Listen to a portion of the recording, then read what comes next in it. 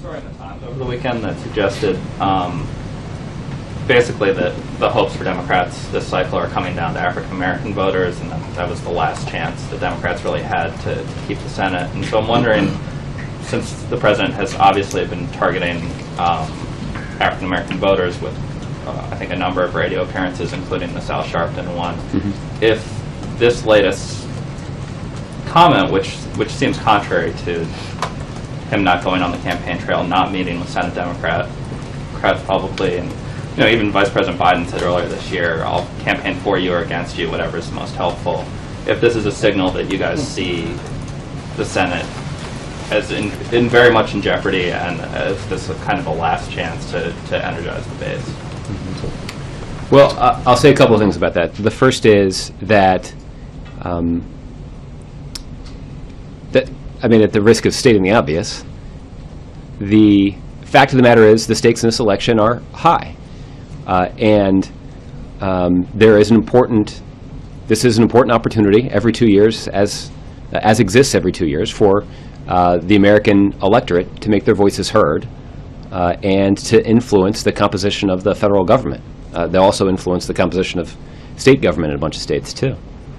So the stakes for this election are high. That's why you've seen the president be so invested in raising money and trying to lend some organizational expertise and experience to other Democratic candidates. In some cases, he's campaigned for them.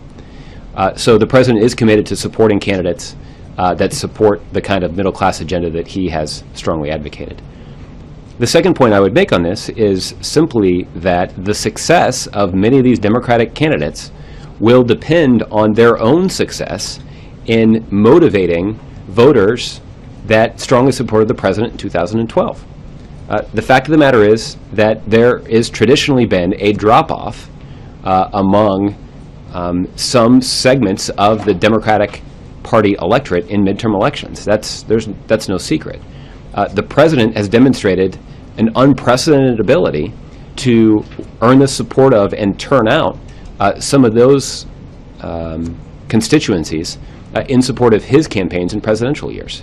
And so the question is, how can the president leverage his past success in motivating those communities to benefit Democratic candidates? Now, ultimately, those Democratic candidates will have to develop their own strategies in their states for figuring out how exactly to do that. And there are people running in red states that have a strong track record. There are Democratic candidates who have a strong track record of getting elected in their states. So it should be their decision. It's ultimately their campaign. It's their name that's on the ballot. And in some cases, we're talking about candidates that have a strong track record inside their own states. What the president has said he will do is do whatever he can to help those candidates get elected. But ultimately, it's up to those candidates to make the decision about how the president can most be helpful. Just last one to try to decipher what you just said a little bit. Okay. Do you think that basically if Democrats lose the Senate, are you saying that the individual candidates and not President Obama is to blame for Democrats losing the Senate? What I'm saying is that individual candidates across the country are running their own campaigns, as they should. And I'm confident that they will get all of the credit or blame that they deserve for the outcome of the election. I'm also confident that people will evaluate what the president could do to be helpful. Did he do all that he could to raise as much money for Democratic candidates, given the other challenges that are on his plate?